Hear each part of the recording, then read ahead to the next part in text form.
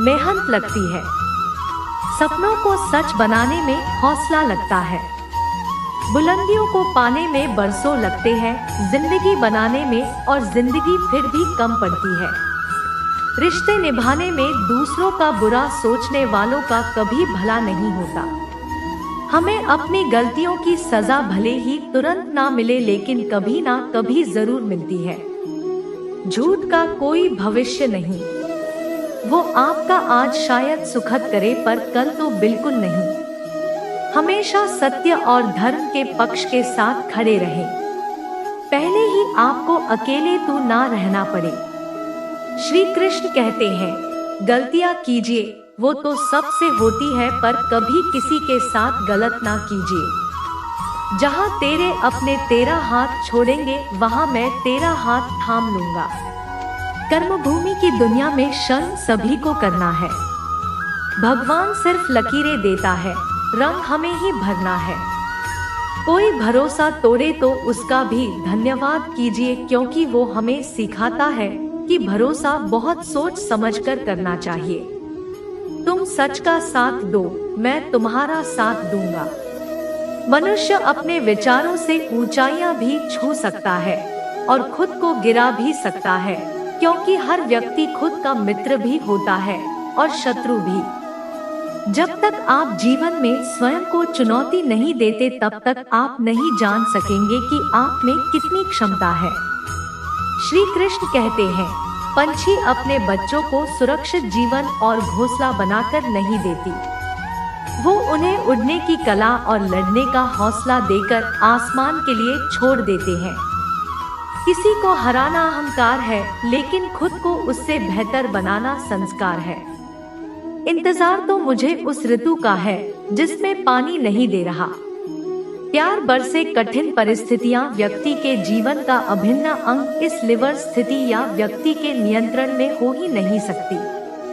महत्वपूर्ण यह है कि व्यक्ति किस तरह से अपने विवेक से उस समस्या का हल निकालता है।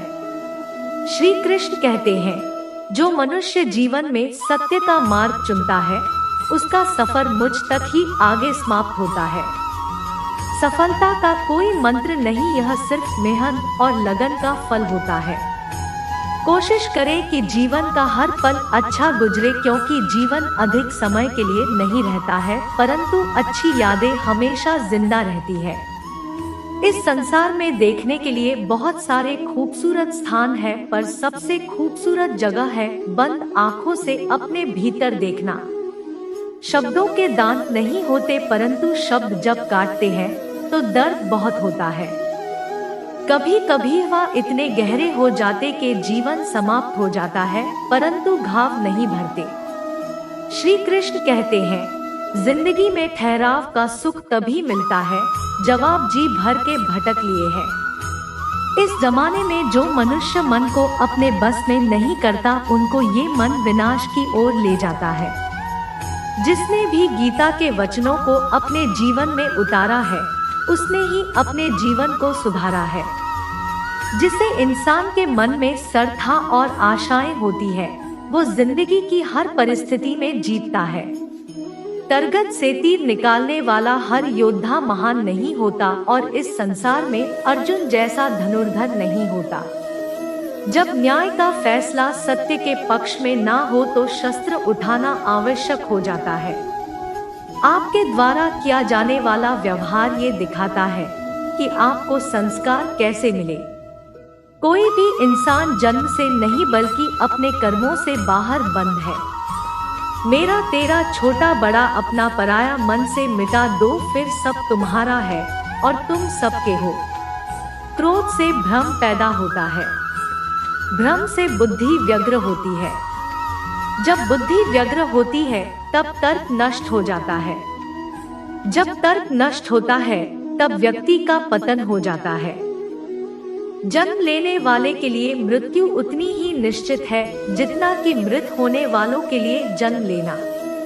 इसलिए जो अपरिहार्य है, उस पर शोक मत करो। मनुष्य अपने विश्वास से निर्मित होता है। वो जैसा विश्वास करता है वैसा बन जाता है, अपने अनिवार्य कार्य करो, क्योंकि वास्तव में कार्य करना निष्क्रियता से बेहतर है। भाग्य के भरोसे केवल वही लोग बैठे रहते हैं जो जीवन में कुछ करने के लिए अंदर से प्रेरित नहीं होते हैं। जो चीज हमारे दायरे से बाहर हो उसमें समय गंवाना मूर्खता ही होगी। श्रेष्ठ बनना भी एक महानता है, क्योंकि समाज में लोग श्रेष्ठ पुरुषों का ही अनुसरण करते हैं। सम्मानित व्यक्ति के लिए अपमान बढ़ती उसे भी बदतर होती है। इस जीवन में कुछ भी व्यर्थ नहीं होता है। बुद्धिमान व्यक्ति ईश्वर के सिवा और किसी पर निर्भर नहीं रहता। सर ये किशन कहते हैं, समय से पहले और भाग्य से अधिक भी किसी को कुछ नहीं मिलता है जो वह आपको दूसरों से पसंद ना हो। ऐसा व्यवहार आप दूसरों के साथ भी ना करें। जब जब इस धरती पर पाप, अहंकार और अधर्म बढ़ेगा तो उसका विनाश कर पुनः धर्म की स्थापना करने हेतु मैं अवश्य अवतार लूंगा।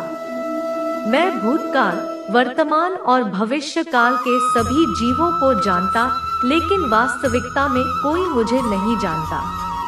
केवल व्यक्ति का मन ही किसी का मित्र और शत्रु होता है। श्री कृष्ण कहते हैं, जो मुझे सर्वत्र देखता है और सब कुछ मुझ में देखता है, उसके लिए ना मैं कभी अदृश्य होता और ना वह मेरे लिए कभी अदृश्य होता है। श्री कृष्ण अर्जुन से कहते हैं, हे अर्जुन, शरीर त्यागते समय मनुष्य जिस भाव का स्मरण करता है वो है उस भाव को निश्चित रूप से प्राप्त होता है। यदि कोई प्रेम तथा भक्ति पूर्वक मुझे पत्र, पुष्प, फल या जल प्रदान करता है तो मैं उसे स्वीकार करता हूँ। जो सुख दुख में, भय तथा चिंता में संभव रहता है वो मुझे अत्यंत प्रिय है। श्री कृष्ण कहते हैं, तुम्हारा क्या गया जो तुम रो रहे हो? तुम क्या लाए थे जो तुमने खो दिया? तुमने क्या पैदा किया जो नष्ट हो गया है? तुमने जो लिया यहीं से लिया, जो दिया यहीं पर दिया। जो आज तुम्हारा है वो कल किसी और का होगा, क्योंकि परिवर्तन ही संसार का नियम है।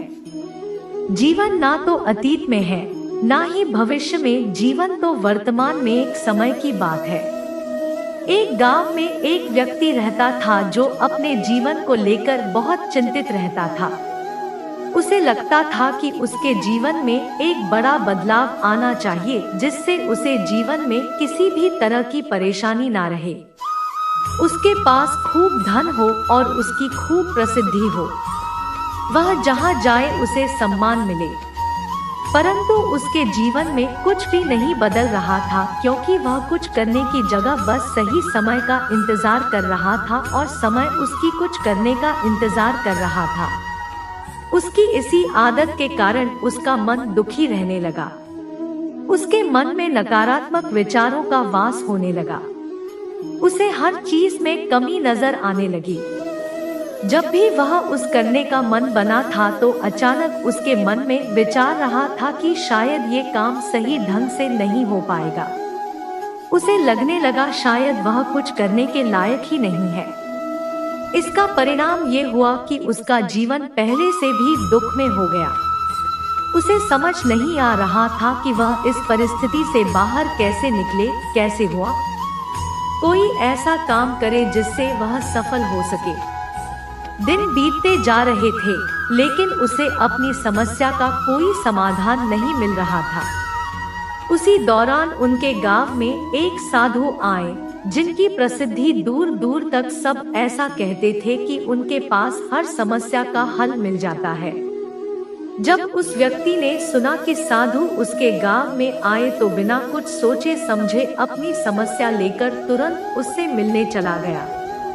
साधु को परिणाम कर अपनी समस्या बताई। उसने बताया कि वह अपने जीवन में बदलाव चाहता है, परंतु उसे कोई सही राह नहीं मिल रही। इसी कारण उसके मन में नकारात्मक विचार आते रहते। दुख हमेशा उसे घेरे रहते हैं। कोई काम करने जाता है तो मन में उसकी विफलता का विचार पहले ही आ जाता है। बताइए मैं ऐसा क्या करूं कि मैं एक जीवन जी सकूं? साधु ने पूरी बात सुनी और उस व्यक्ति को दूसरे दिन सूर्योदय के समय आने के लिए कहा। दूसरे दिन वह व्यक्ति उस साधु के पास जा पहुंचा। साधु पाठ पूजा के बाद सैर करने के लिए निकलने वाले थे। उन्होंने उस व्यक्ति को साथ चलने के लिए कहा। चलते चलते वो एक खेत के पास पहुंचे। गेहूं की फसल की तरफ इशारा करते हुए साधु ने पूछा, क्या तुम बता सकते हो इस खेत में यह फसल कैसी होगी? उस व्यक्ति ने पूरी प्रक्रिया देते हुए उत्तर दिया, पहले खेत को जोता गया होगा, फिर उसमें बीज डाला गया होगा, उसके बाद समय समय पर पानी दिया गया होगा, तभी ये फसल होगी। थोड़ा आगे और चलने पर उन्होंने देखा एक खेत में घास ही घास थी। एक बार फिर साधु ने उस व्यक्ति से पूछा, क्या तुम बता सकते हो इस खेत में घास किसने उगाई होगी? महाराज, घास कौन उगाता है, ये तो अपने आप उग जाती है। जब खेत में किसी और चीज का बीज नहीं डाला जाएगा तो घास ही उगेगी। उस व्यक्ति ने एक बार फिर से साधु के प्रश्न का उत्तर दिया, तुम्हारे इन्हीं उत्तरों में तुम्हारी समस्या का हल छुपा है। साधु ने इस व्यक्ति को समझाना शुरू किया, मानव भी एक खेत की तरह ही होता है। इसमें तुम जो भी बीज डालोगे तुम्हें वही फसल मिलेगी। अगर तुम इस पर काम करते रहोगे, इसमें सकारात्मकता के इस बीज बोते रहोगे तो ये तुम्हें सफलता की ओर बढ़ाएगा। और यदि तुम अपने भविष्य की चिंता में वर्तमान का समय भी नष्ट करोगे तो दिमाग में नकारात्मकता की वृद्धि होगी। बदलाव तभी संभव है जब हम व्यर्थ की चिंता को छोड़कर और सही समय की प्रतीक्षा न करते हुए आप अपने वर्तमान में ही वह काम करें जो हमें करना है। उस व्यक्ति को ये बात समझ में आ गई कि अगर मन को सही दिशा में लगाना है तो उसे सही दिशा की तरफ बढ़ाना होगा। खेत का सही प्रयोग ही जीवन में बदलाव ला सकता है। इसे खाली छोड़ देने से इस पर आलस और नकारात्मकता अपना सत्ता जमा लेते। मन के कहे पर मत चलिए बल्कि मन को अपने कहने पर चलाइए। एक बड़ी इमारत बनने की शुरुआत रखने से ही होती और उस सीट की तरह अपनी छोटी छोटी कोशिशों को जोड़कर आप एक बड़ा मुकाम हासिल कर सकते हैं। गलत है। बस उस शुरुआत की दोस्तों, इस वीडियो में बस इतना ही। मिलते हैं अगले वीडियो में। अपना ख्याल रखिएगा। जय श्री कृष्ण।